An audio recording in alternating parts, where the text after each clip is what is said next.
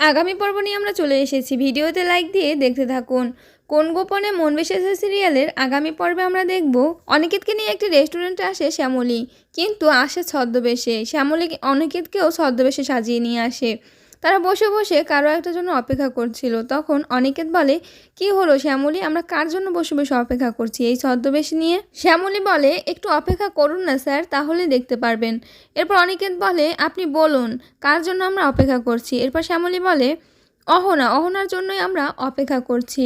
অহনা আমাদের সাথে এখানে দেখা করতে আসবে না, দেখা করতে আসবে সুমিত সোহানের সাথে। অনিকেত বলে, কি বলছেন আপনি? সুমিত সোহানের সাথে অহনা কেন আসবে এখানে?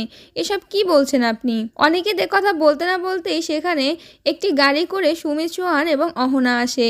গাড়ি থেকে নামে সুমিত সোহান ও অহনা। এটা দেখে অনিকেত তো ভীষণ অবাক হয়ে যায় এবং তাদের দিকে অবাক হয়ে তাকিয়ে থাকে। তো বন্ধুরা, এই ছিল আগামী পর্ব। ভিডিওটি ভালো লাগলে কমেন্ট করে চ্যানেলটি সাবস্ক্রাইব করার অনুরোধ রইল। ধন্যবাদ।